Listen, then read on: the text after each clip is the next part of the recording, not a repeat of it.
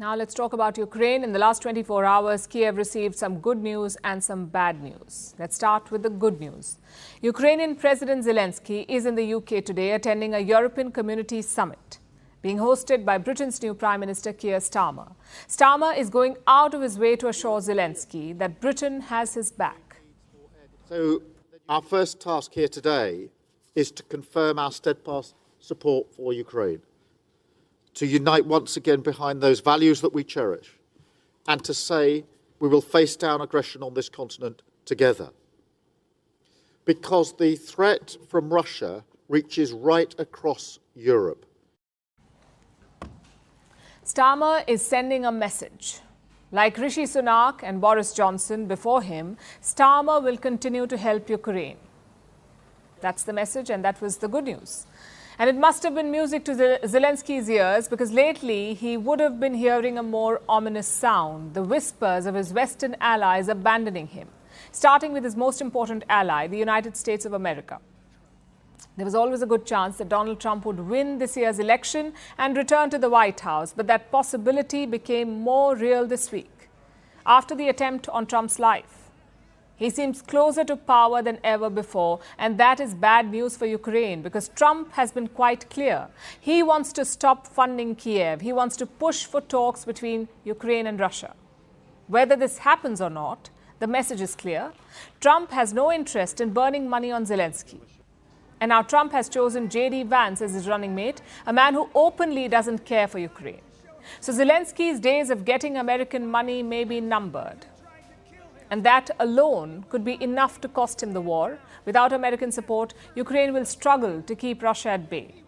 But perhaps it could manage for a while, grind it out for a few years.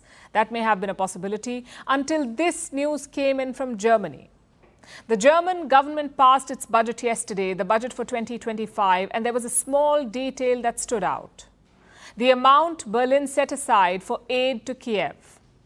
That amount was about $8.7 billion in 2024, but in 2025, Germany has only allotted half that amount, a straight 50% cut.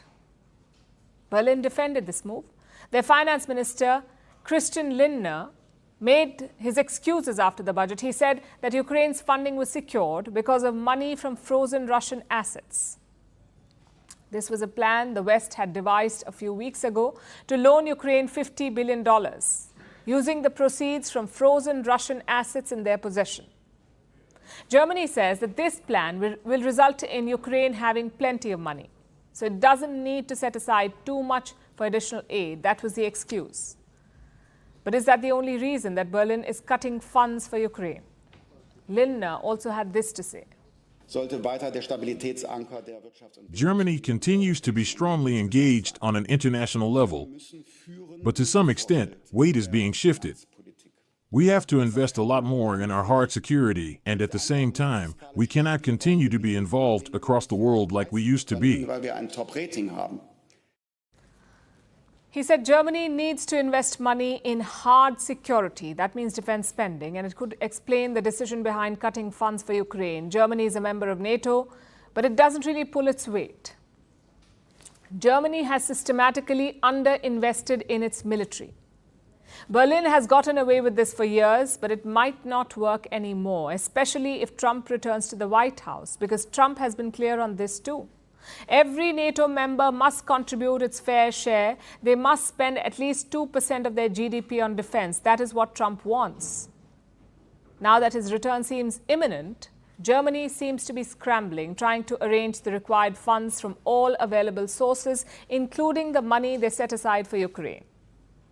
This is another blow for Kiev, and it might not stop here. So the question is, if other NATO countries follow Germany's example, if they too pull aid for Ukraine, how long before Kiev capitulates?